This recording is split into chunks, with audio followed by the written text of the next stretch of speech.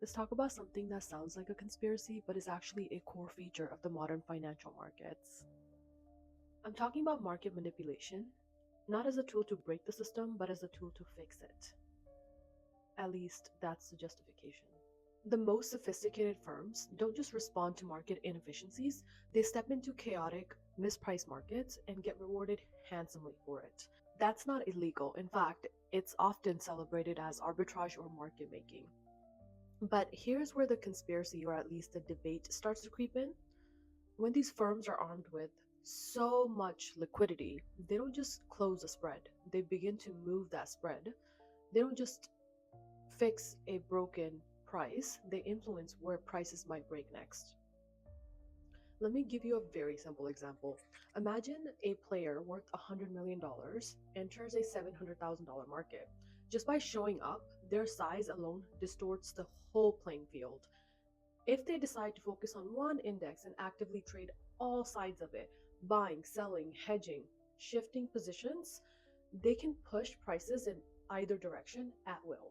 Large numbers will do that to small ones. It's not about predicting where the markets will go, it's about controlling what happens next. This is where regulators need to sharpen their focus. In recent times, liquidity often plays a larger role than fundamentals, yet oversight rarely reflects that reality. When a player with massive capital enters a small market, they aren't just providing liquidity, they're defining price action itself. The real question regulators need to ask is whether these firms are restoring efficiency or locating inefficiency, then restoring it, then creating artificial inefficiency that they can profit from later. Because once you're big enough to move markets, intent truly is everything. You're no longer reacting to chaos, you have the ability to design it. This is the real game being played, not chaos for chaos's sake, but manufactured inefficiency cleaned up just enough to justify a profit, then reshaped again when it suits the next trade. Let me give you a real world example. Let's rewind to 2020 when Barclays released a report called Impact of Retail Options Trading. On paper, it was academic. In person, it read more like a how to manual on profiting off of retail behavior.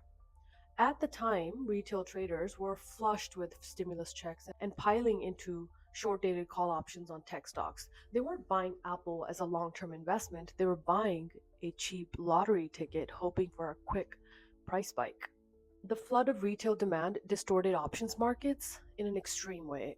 Barclays saw an opportunity in that disconnect. They developed a tool called Bull Score, which identified stocks where implied volatility was wildly inflated compared to realized volatility and the average across the sector.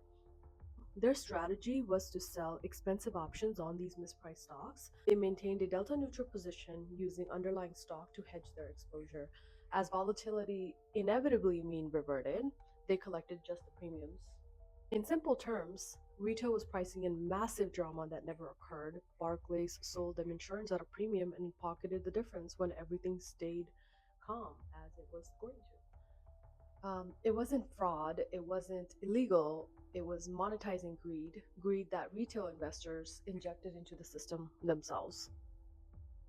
That's the end of part one. In part two through four, we're going to cover more examples. Is this market manipulation or not? So let's start the conversation. Please follow for more.